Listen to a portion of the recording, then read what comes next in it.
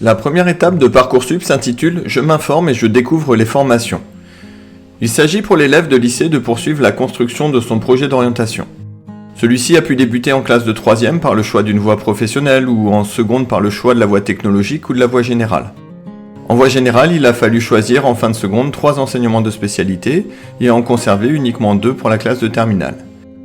Il s'agit de poursuivre le travail déjà accompli de découverte des différentes filières, des différents secteurs d'activité et de continuer à se poser des questions sur ce que l'on souhaite faire plus tard. Le 18 décembre, on dit souvent que c'est l'ouverture de Parcoursup. Il s'agit plutôt de la mise à jour des informations disponibles sur la plateforme pour la saison d'orientation à venir. À partir de ce moment, le site affiche des informations mises à jour concernant le nombre de places, les conditions d'admission, les chiffres des années précédentes, etc. Le site Parcoursup est une source d'informations très importante, mais ça n'est pas la seule.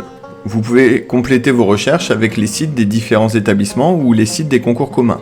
Soyez attentifs aux informations données par vos professeurs principaux ainsi que vos professeurs de spécialité. Et n'hésitez pas à aller aux journées portes ouvertes des établissements ou à participer à des salons.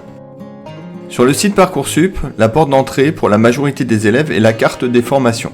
Elle permet une recherche par thème, type de formation, localisation géographique ou type de bac. À partir des formations issues de votre recherche, vous accédez aux fiches des formations. Elles contiennent une présentation et les caractéristiques de la formation, les différents critères d'analyse des candidatures, les modalités de candidature, donc pour la majorité des lycéens, il conviendra d'avoir son bac, les chiffres clés, nombre de places, nombre de vœux l'an dernier, taux d'accès, type de bac des élèves admis, taux de boursiers, taux de passage en deuxième année, les débouchés de la formation et les informations de contact de l'établissement.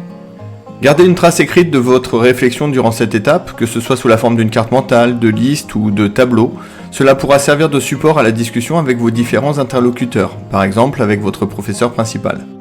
Dans tous les cas, cela facilitera l'avancée de votre réflexion. Attention aussi aux embouteillages du calendrier concernant les différents salons et journées portes ouvertes.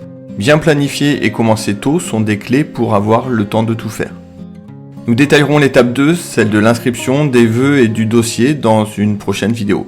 Si vous avez des questions ou des idées pour d'autres vidéos concernant l'orientation au lycée, merci de les indiquer en commentaire.